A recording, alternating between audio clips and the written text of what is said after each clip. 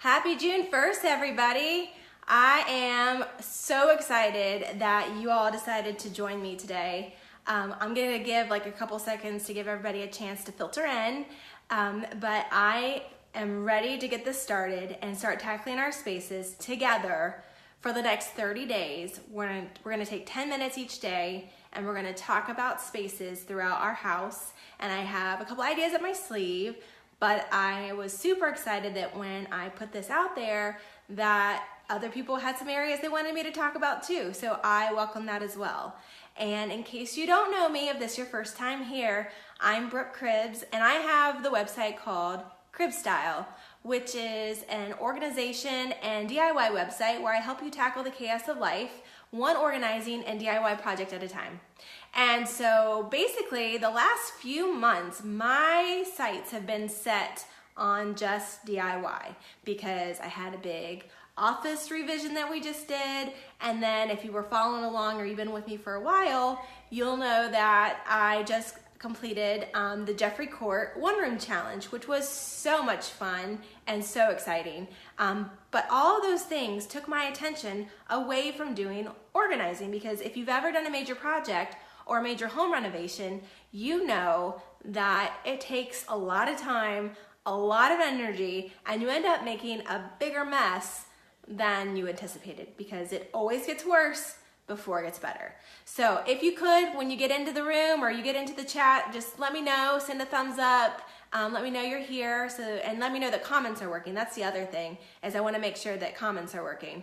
So, and then if you happen to watch this on replay, do not hesitate to leave comments because I will still check them. And then if you're catching this on YouTube, which I'm hoping to be able to load this into YouTube so I can send it out via email, please let me know if you need anything as well. So like I said, what I've been talking about for the last few weeks is that over the next 30 days, we're gonna tackle 30 spaces in our house or 30 challenges that we struggle with when it comes to organizing. Because sometimes when you do the same thing day in and day out, it doesn't work, or you may need a refresh. Or there may be things that you're struggling with and I'm sure somebody else is struggling with it as well. So we're just gonna take the next 10 minutes. We're gonna make it quick because you're gonna have homework just like I am.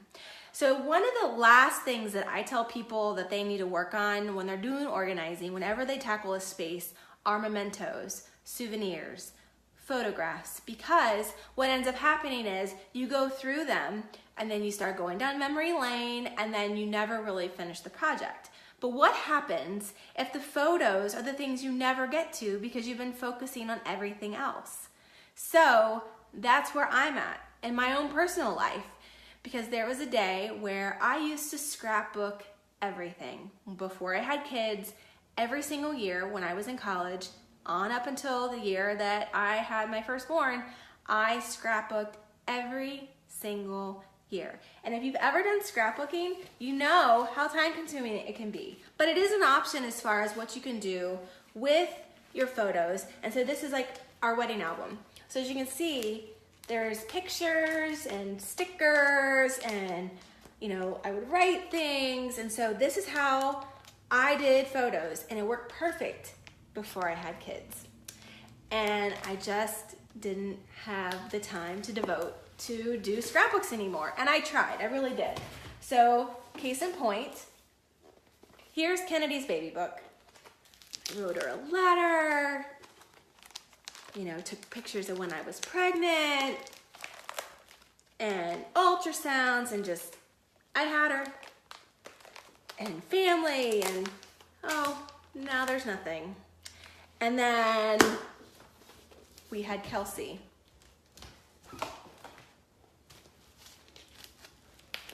Who has nothing. So even that, I kind of just dropped the ball on. So scrapbooking I found quickly, while I loved it, time and place, it was just for what I wanted to devote to it. And you can do scrapbooks. They don't have to be so like elaborate and so many pictures and so many stickers and so many paper and all that stuff. Because I did that same thing with the girls' photos when they took their school pictures. So, you know, when you buy those photo packages, it comes with a big 8x10 and it comes with all the wallets. So what I ended up doing was, we have a picture frame that we update every time they get a new picture taken. And then I take those 8x10s out and I just put them on a black sheet of paper in a scrapbook.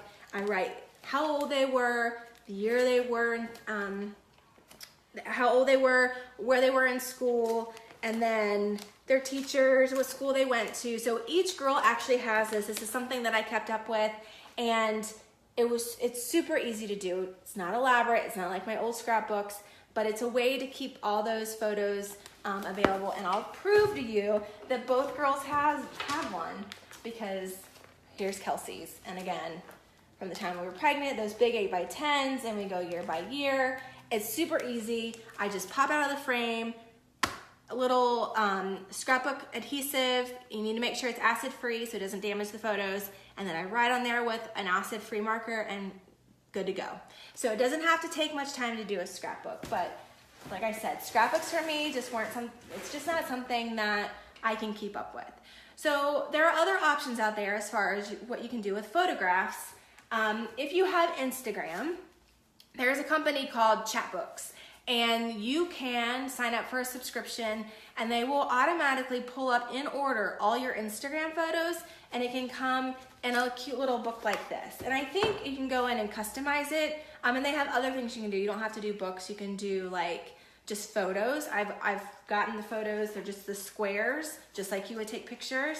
And then whatever caption you have with the photos, that's what's at the bottom of the picture. So it's already done for you. You already did it once. You push publish on Instagram, and then you can, again, print them off and then have it for your own, and then they put them in date order.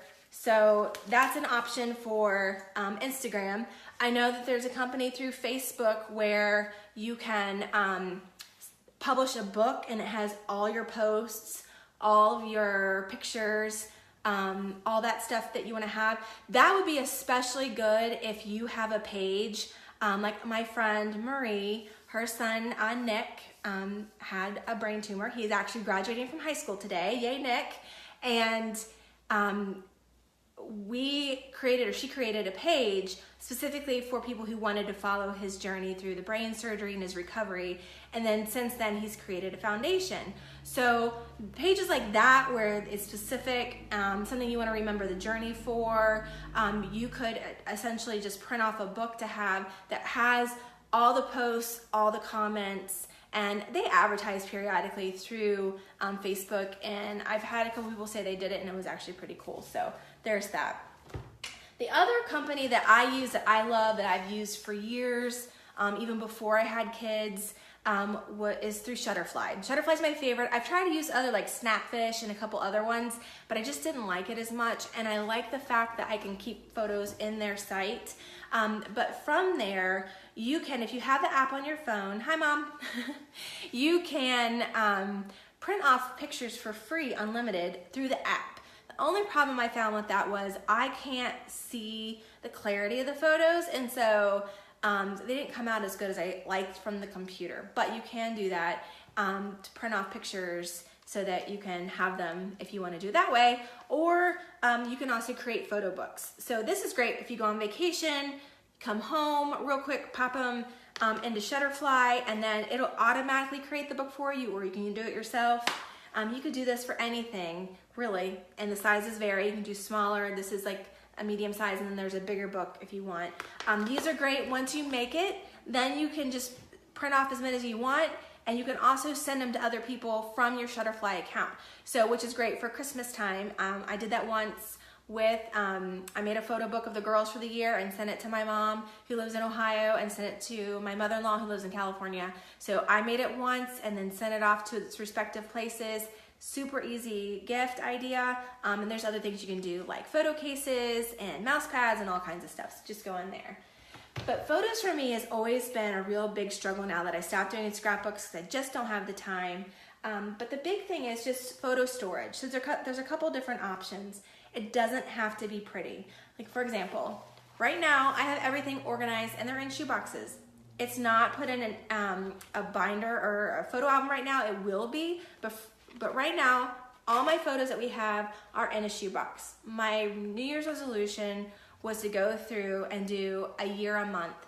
starting with whenever I stop the scrapbook. Now I'm gonna finish the scrapbook I started for Kennedy. I'm gonna do the one for Kelsey, but then I'm just gonna take the photos, because we took a bunch of photos, and I'm going to put them in a photo album. So I went to Target and I bought a bunch of these photo albums.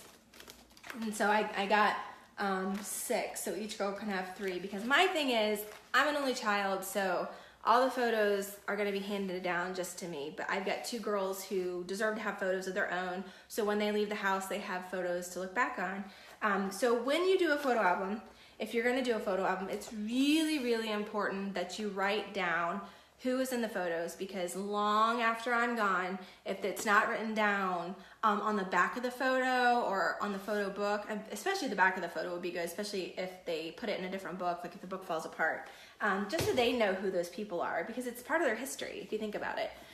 So here's an example of, one that I did a long time ago, and of course it's got the pictures and who's in them, that sort of thing. But if you don't want to do a photo album, there are several options as far as photo storage that you can do. And one of them is, if you go to Michael's or any store, they have these photo boxes that you can use just like the shoe box, but you can line them up. Some come with dividers so that you can divide them up by years. And then you can just pop a label in here so you know what's in the box if you don't want to do a photo album, which is perfectly fine. But what I would recommend doing is, and what I'm going to start doing, I've got a lot of photos that are still on the computer. So my goal is that I'm going to do a year a month, and then I'm also going to look at the current year starting in January. So I can kind of work simultaneously, and kind of by the time I'm done with the other photos, I'm working on this year too, so I'm not constantly in a state of being behind. It's one of the hardest things, because if you let it go and you let it grow, it'll be really overwhelming. And case in point, on my phone, I got a new phone, went to Verizon, and they said, we can't transfer all the photos on your phone because you have 12,000 photos. I kid you not, I have 12,000 photos. So it's really important to not only go through your pictures, print off the ones you want, put them in a photo book, make a digital photo book, whatever the case may be is, but then you need to figure out, what are you going to store those with? There are external hard drives you can put them on. You can put them on a disc or a CD, a flash drive.